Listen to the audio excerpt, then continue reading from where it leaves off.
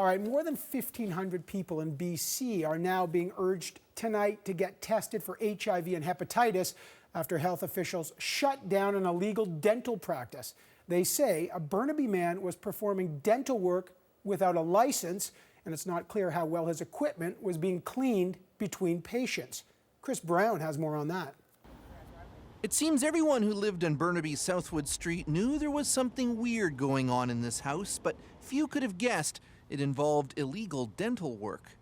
We didn't know if he was doing like tutoring or immigration because it was always Chinese people.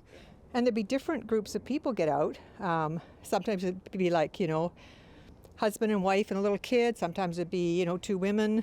Turns out this man, David Wu, without any verifiable training or certificates, had built up a sizable practice of 1,500 clients, a third of them children. We believe Mr. Wu has been operating an illegal dental practice since the 1990s. Apparently Wu's clinic, set up in a bedroom, did everything, including full orthodontic work, but he allegedly used improper materials for things like fillings and, most alarmingly, did not clean his instruments properly.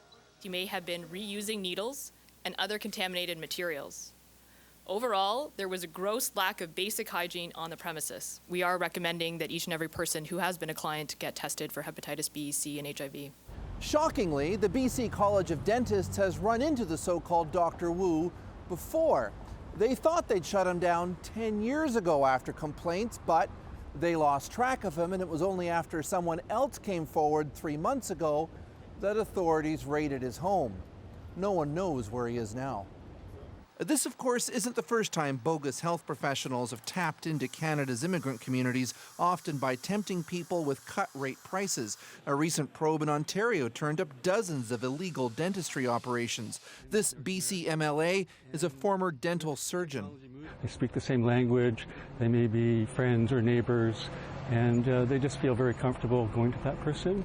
They feel a little bit strange going to a dentist that they don't know and who speaks a different language, and also they probably charge more. Whatever the health worries, it's also clear a lot of people return to see David Wu over and over again, some for 20 years.